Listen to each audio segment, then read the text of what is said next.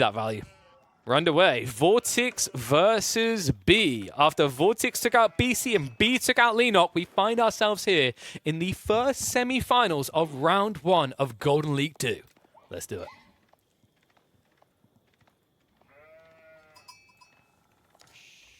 Ooh. Okay. So, standing by my stats. So, I mentioned before we go into this that like 70% of the time, I'm seeing the TC spawn right behind right next to your own TC, right? This is the alternative spawn that I've seen. Is it's in the corner closest to your base. I don't think I've cast a single Dry Arabia since the start of the year, almost, where you get a trade post spawn in the opposite corner. I don't know if that's intentional. I don't know if anyone else has seen them, but to me, they're about as real as dragons. Yeah, that's really interesting to see. That could be really nice for B. With that market spawn. Something else to note, VortiX going for that early military school opening. Unfortunately for him, though, the Malians have received a small little buff when it comes to their houses. They now have an extra 100 HP, which means it takes slightly longer for those early spearmen to burn down those houses around the pit mine. Could make all the difference. Still going to be a little bit of a nuisance to be, but we have to remember what VortiX is exchanging in return for this opening the military school, right? That's resources that could have been put towards a more aggressive feudal age timing. Another thing to kind of keep in mind, we keep talking about the Malians and how great trade would be for them. Maybe they could do trade. Let's not forget that although it's not seen often, the Ottomans can play that game too. And I'd argue in some ways, due to the flexibility of turning the switch on or off and still getting paid, they kind of play it better. Yeah, especially when it comes to the later stages of the game where they can start to get in trade bags from their Vizier system. And especially in Imperial Age when they can go for the Seagate Castle and they can get that extra movement speed. We'll have to see if he goes for it. It would mean you're giving up the Madrasa, right? Which is, most players just aren't willing to do that. Like, it's safe resources at an insanely good rate and it replenishes. I think usually when it's seen as desirable is when you have a good deer stack near your base. VortiX has got 2 deer stacks close together, but I wouldn't necessarily define them as close or safe. I think B's pretty much confirming that he will not be going for trade here. Going to be aging up with the Mansa Quarry. But you never know, it might be a little bit of a bait. You know? Oh, look at this. I'm going up with a Mansa Quarry. I'm not going to be trading. And then secretly starts trading behind the base. You never know. I think it comes into that, like, why do you actually need the Saharan trade network? It's if you're worried about raids. And the problem is, like you said, with the buff to the houses for the Malians, and then you've got to add in the fact the Ottoman spearman timing is much slower than, say, the Mongols, and also the Ottomans don't get paid when they burn buildings. This is probably less of a threat in B's mind than if he was up against a super aggro civ like the Mongols. You don't get any of those nice little trade bonuses, though, from the Saharan trade network. But still, it's not the end of the world. You can still go for trade without it. It's still nice, but it's always nice to have those little bonuses as well. Yeah, you can always spam up the outpost anyway, right? So like it's helpful, but it doesn't stop you from getting your extra money down the line, either way.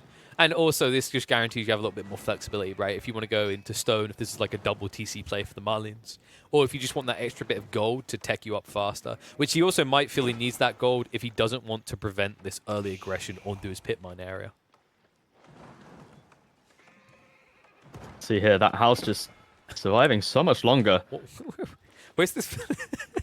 Just a little bit of ring of roses from B's little villager out there. Yeah, this is actually intentional. Like, I'm looking at more. Are you noticing something that's missing from that pit mine still?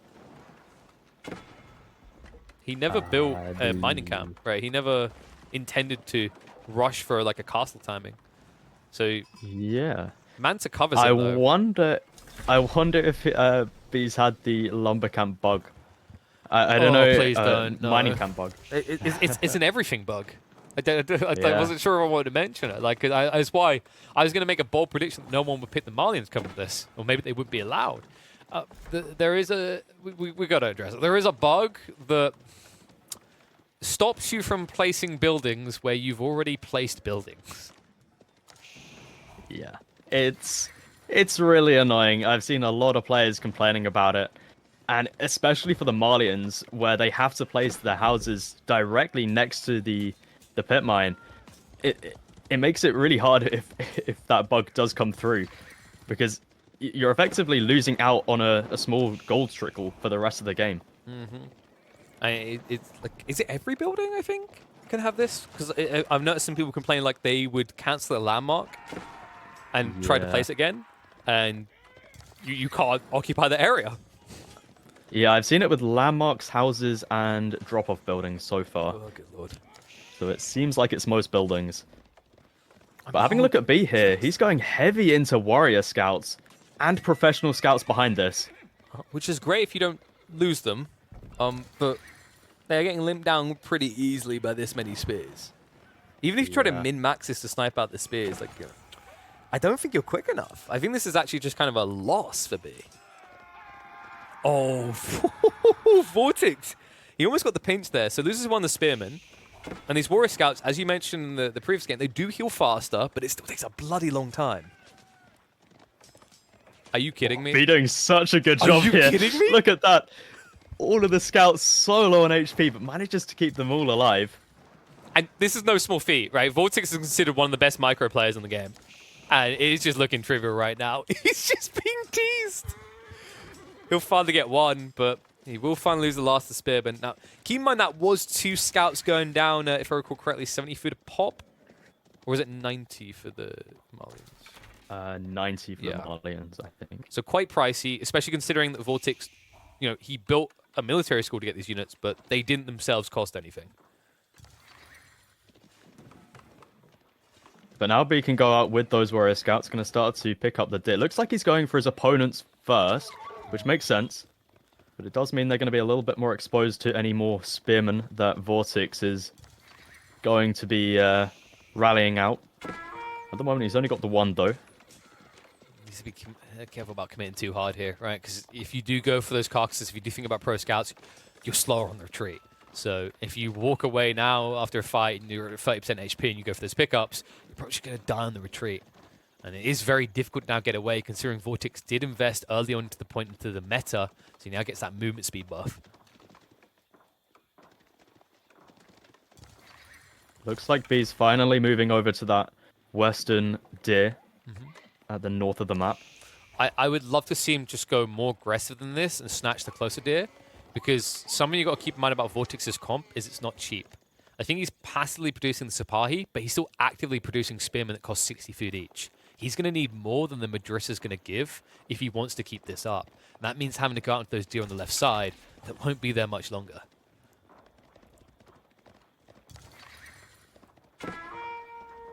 Going back in. It's a party time. B's like, do I cancel this mining cap? No, we're not allowed. Can never cancel it. Not many spears here. B now transitioning into some archers here. Doesn't have anything to defend from the Spahi though. Couple sofas just to body block a little bit. Well, the problem right here is VortiX wants to commit, but unless he gets ample spears, he never can. Like, even if he trades out with these archers, loses all the spears, everything else dies afterwards. These warrior scouts as well are in the back of VortiX's mind. He knows this isn't just your typical pro scouts build where they give you a little tickle with a feather as they attack. These guys actually have weapons. They actually hit substantially harder.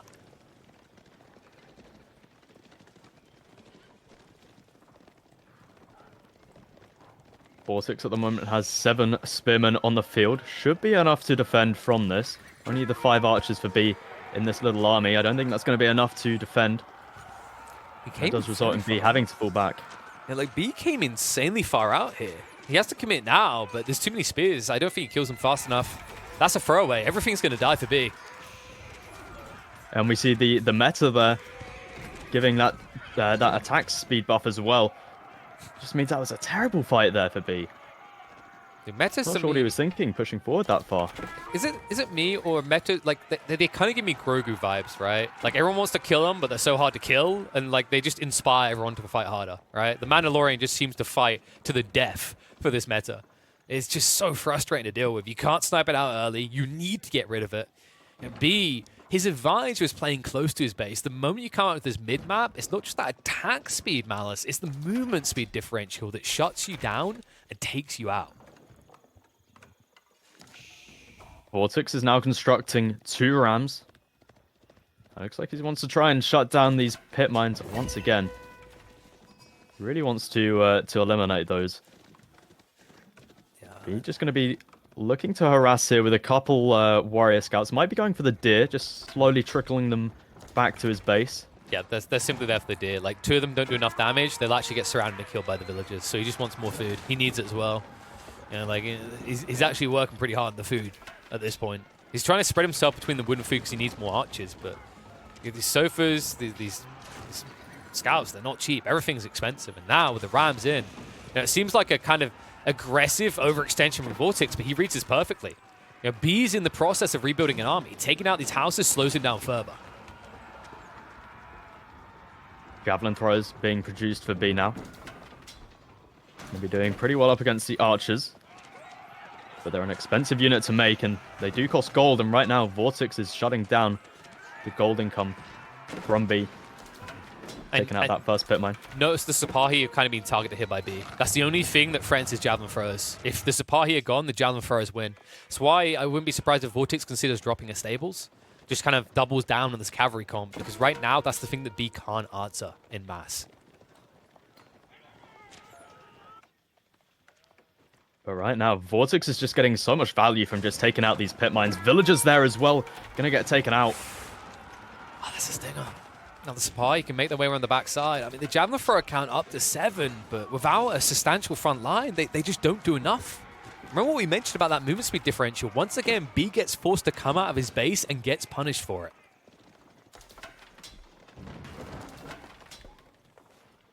Even more rams. Like, why? I don't blame you, VortiX, man. The position he's in, he's got to be feeling so cozy about this. All right, Raffadog coming in with the $50. I got to shout that out. Big man throwing out the Skrilla. You know, speaking of things around $50, we are giving away a copy of Age of Empires 4. So make sure you hang around for that.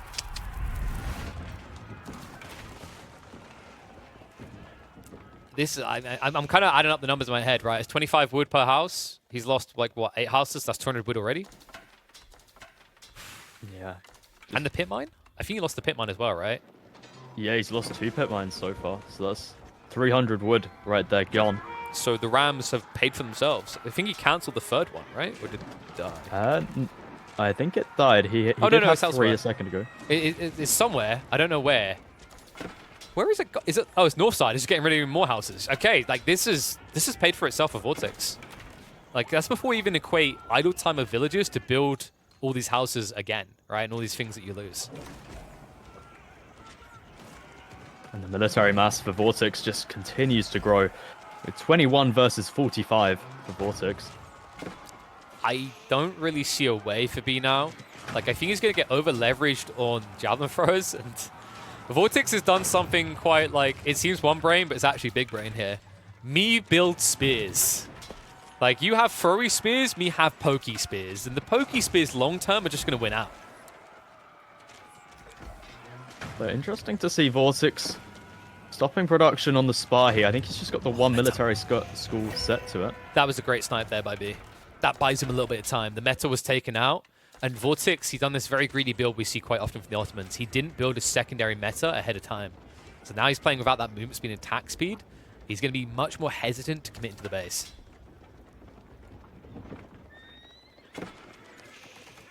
Javelin mass looking pretty decent now for B, though. All right. VortiX doesn't really have an answer to that. At the moment, no Sipahi on the field. He needs the meta. Once the meta's back there, like, B can't come out this far. If he comes out this far, he loses like 5 javelins. But without that movement speed, you just see how trivial it is. You'll never gap close.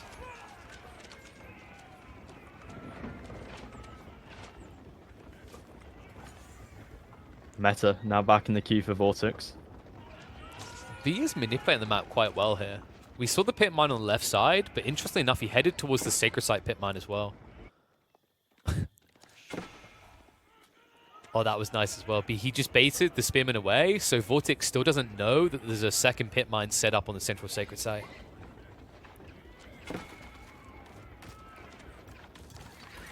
trying to think like what VortiX's goal is here now. I think he just needs to wait for Sapahi. Like you can see he's got a bunch of them queued up. So if we check back at home, he's set up stables. If he gets up to say 10 to 12 Sapahi and brings that in with the meta timing, B could lose all of the javelins. Like he's getting extremely aggro here, and he needs to be aware that the VortiX hasn't counterattacked yet. And usually when a player waits to counterattack like this, it's because he's building a new layer to his comp. Meta now on the field, going to be heading its way over to the army of VortiX. Only a couple Spahi here, but it's enough to push back B. I mean, B going really far out there, trying to take out the Rams. Even committing the Fortitude. It's just annoying because Fortitude isn't as useful like in this situation when they're retreating, but gets him a few extra strikes in.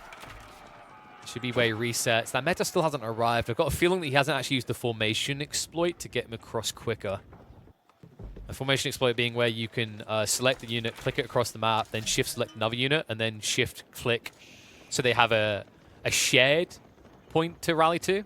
And that will mean that the meta will act as if he's already in formation and move at 2.16 movement speed instead.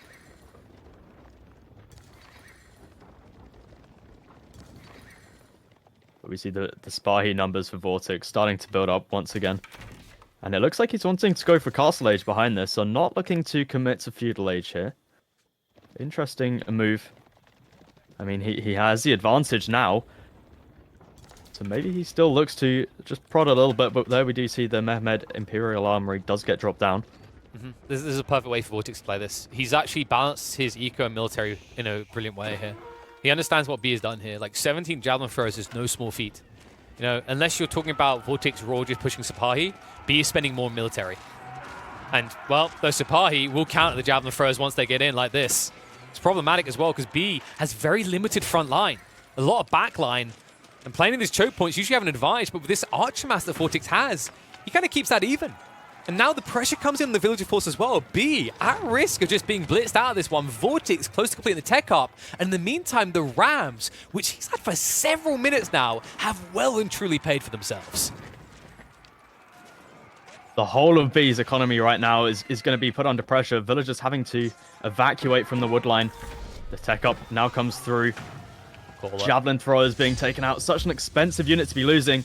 And with that, good game does get called. There's no way you can come back from that, and B understands perfectly. Like, he's done some interesting stuff to try and wobble his way back in this game, right? Hobble along, if you will. But VortiX was on point with his aggression, with his pullback as well. You know, he wasn't actually reluctant to pull away when he saw he was at a distinct disadvantage. Many players would have doubled down on their press, and B would have actually taken enough damage, returned enough damage over there to get out of his base and get back in the game. But VortiX read this right. Like, he waited for the spy transition to come through and then one up that. Not being just ahead of B in terms of one unit, but also one age ahead as well. Great play by VortiX. I love the build in this game.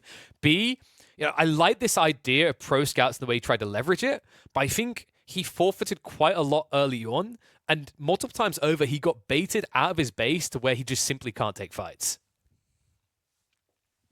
Yeah. I think the two pit mines being put under so much pressure, B just had no answer for that, really, when he spent so much resources into trying to go for pro scouts.